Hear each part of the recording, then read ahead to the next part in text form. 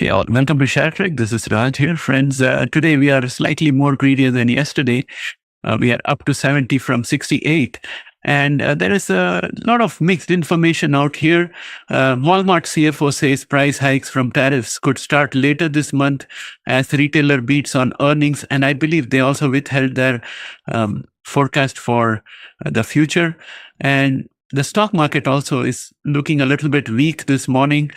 I had looked up the delinquency rate on credit card loans on Fred, the government website, and you can see that we have almost doubled.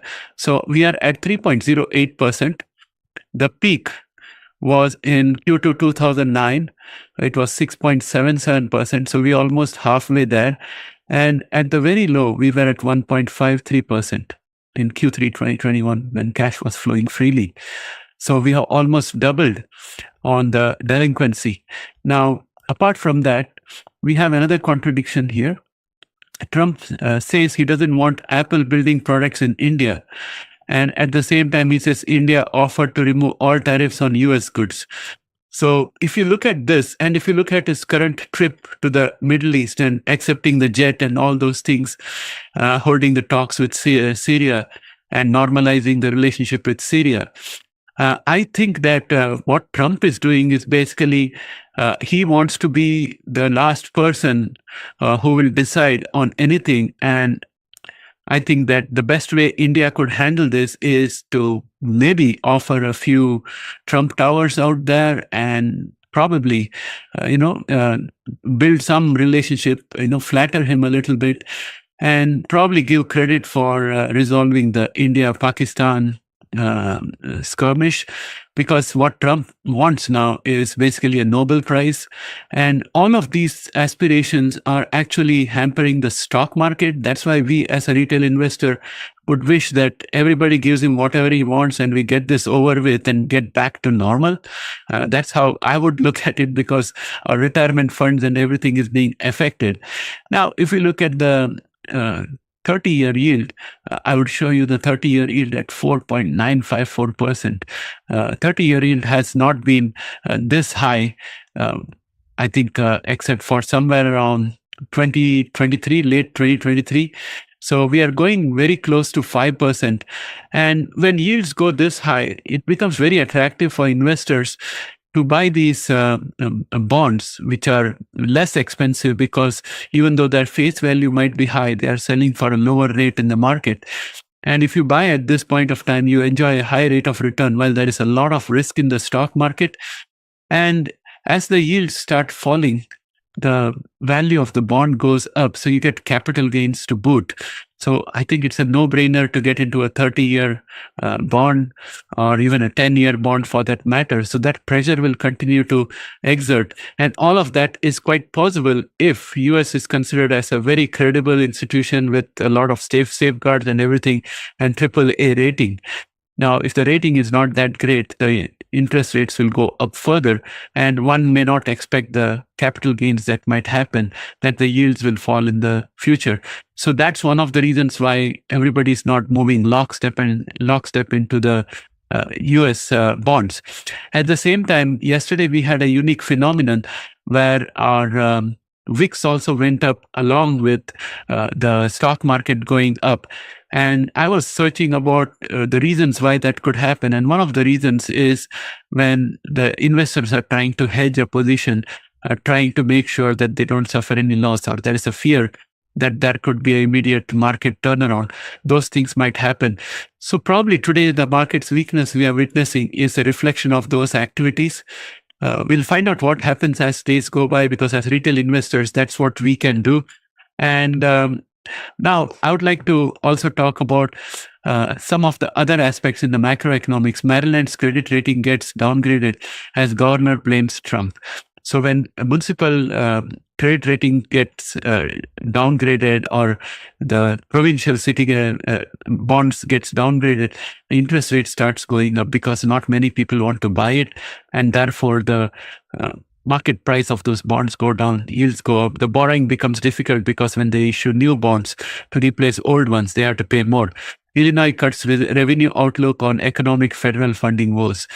So we are having structural issues coming up on the side. So I think that as retail investors, we have to be very careful. I have trimmed my position to a good extent. The only ones that I have are ones like Berkshire and Mag 7, where I had accumulated a lot, and they're all in profit. So I'm selling them off in lots of hundreds, 200s, and booking profits and reducing my holdings. And the other ones that I'm holding are the ones that are in loss, like AV or ABEO or Altimmune, those kind of stocks where I'm in loss. I have PayPal in loss. I sold off Nike and I booked a loss before, but I have got PayPal in loss. I have got SMR in loss. I have got Rigetti in loss. Those things I'm holding for the time being. But I am sitting on a lot of cash and I've booked a lot of profits. Now, that said, all the index futures are looking negative.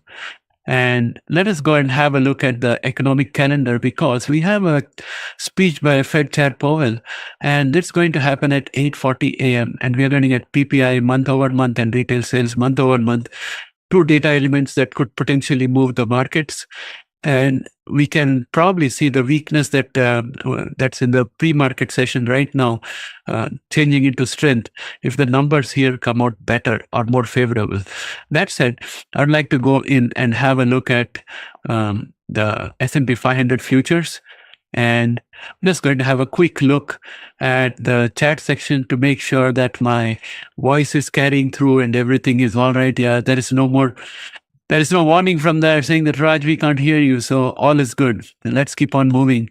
Now, S&P 500 futures is down 0.37%. We have a trend reversal kind of a formation out here.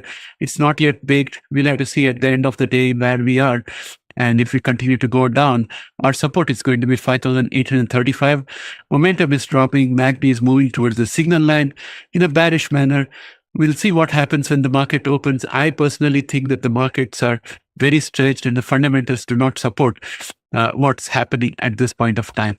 Now let's look at NASDAQ futures. NASDAQ futures are down 0.49%. Being supported by this line of support at 21,287. Right now, we are at 21,286. We are trying to fall below this. If we fall below this, then this will be the resistance for us today, 21,287.25. And the support for us today will be 21,286.00. So that's the range in which I think we might move. Next, let's look at dollar index. Dollar index was down down to around $100.90. It was down 0.11%. It's still struggling to stay above this minor line of support. I think it's going to hold, but momentum is dropping. Once it goes below average, then I think we'll probably drop below this horizontal line of support, which is just a minor support. And then our support is going to be at 99.26. Now, 10-year yields, I've already spoken to you about it. We have this target out here at 4.75. And just to show you the 30 years, we have got a reverse head and shoulder pattern out here, potentially taking us to somewhere close to 5.07%, which will be really disastrous.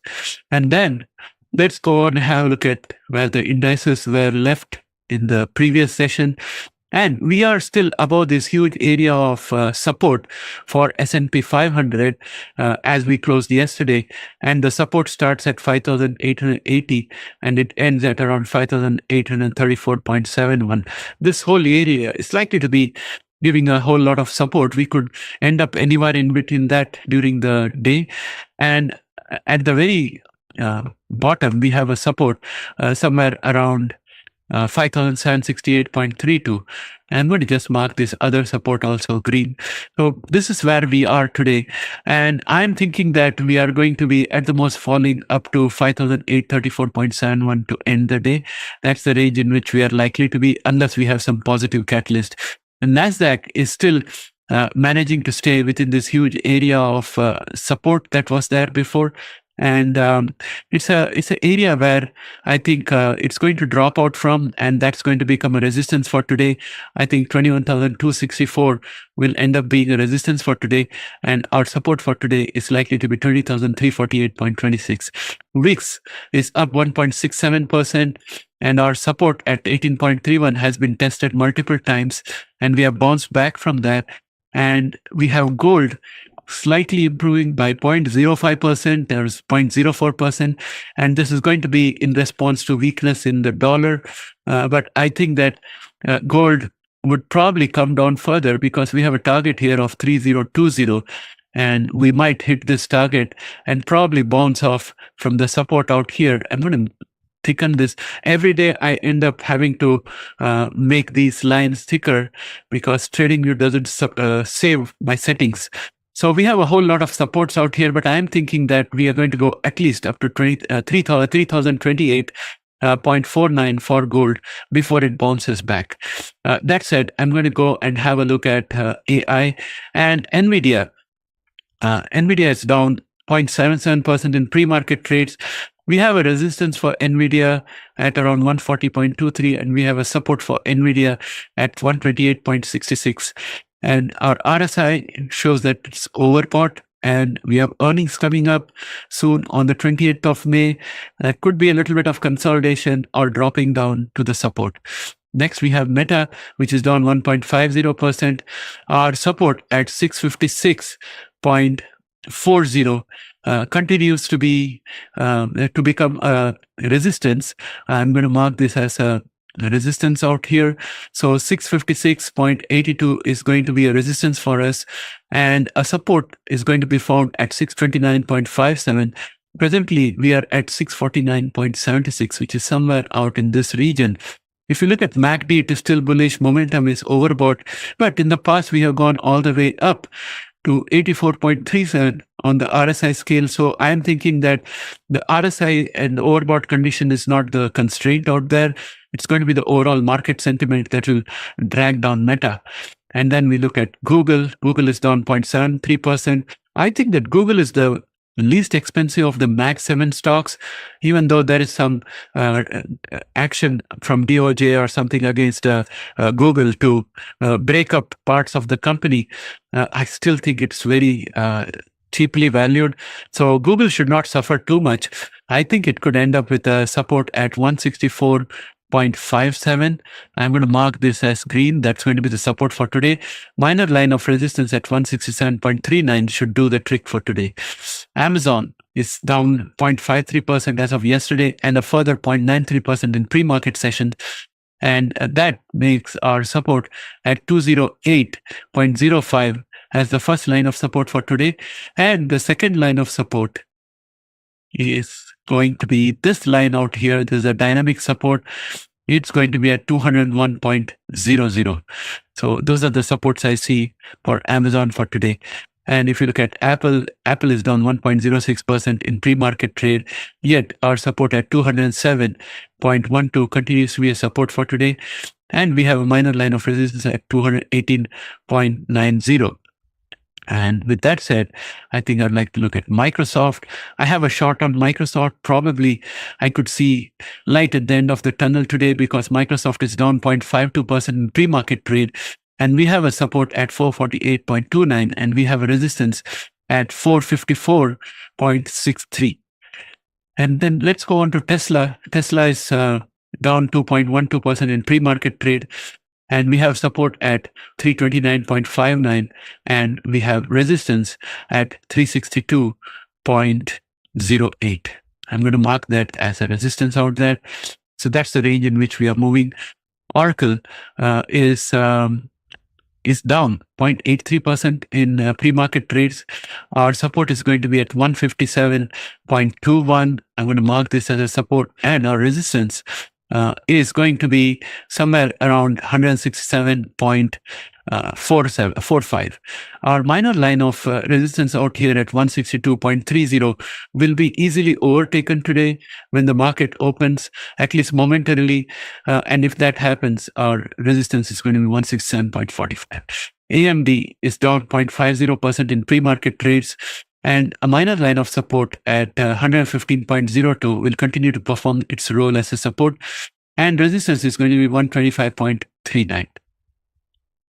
SMCA is another stock where I have a bit of a negative holding, and it's coming out quite quickly into the positive. SMCI is at 15.70% gain as of yesterday's close, but today in the pre-market trade, it's down 1.89%, and therefore our support is going to be 42.74, and our resistance is going to be 50.39.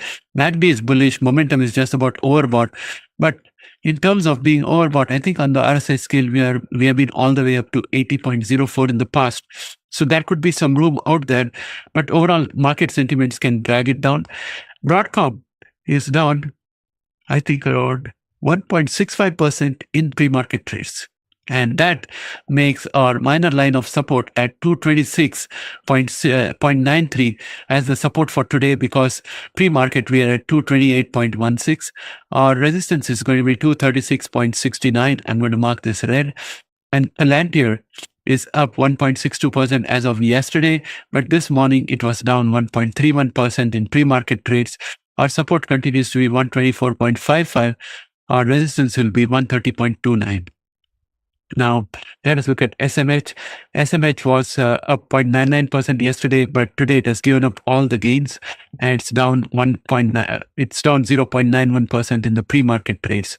And it's exactly on top of this minor line of support. And if this support breaks down, we'll have support at 233.35, and we'll have resistance at 251.29. That said, Tempus AI is down 2.05% in pre-market trades. It was down 5.99% yesterday. So our minor line of support, which was at 64.31, is now going to perform the role of a minor line of resistance, and our support is going to be 59.35 for today. I'm going to mark that as a support, and this diagonal line of resistance also is going to become a support. So this is the range in which we are likely to move today. And that kind of brings me to an end of today's session, but I'm just going to go to a couple of stocks just for myself as well. And if any of you have these stocks, it will be good for you. So I'm looking at Rigetti, which was up 17.99% yesterday. It's down 2.58% this morning. And our support continues to be at around 9.83%, 9.83. I'm going to mark that as green. And then if you look at SMR has been doing pretty well in the last few days. I'm hopeful that I could take out my profits from there and sell it off. There's a diagonal line of support. It's moving along this. And pre-market, we are at around 22.05. It is somewhere in between these two candles, and we are down 3.99%. So I'm hoping that we are able to get the support of this diagonal line of support and stay buoyant. Now, next, let's look at AV. AV, it's down. There are global conflicts, and I'm expecting AV to pick up. We got earnings coming up, and probably during the earnings, we might get some catalyst. It's on 1st of July. So those are the extra stocks I wanted to talk about today. And with that, my friends, I would like to bring this live stream to an end. And Hot Dog is saying gold should hit 3K. I think maybe consolidate there. Okay. So I think, I think that should be feasible.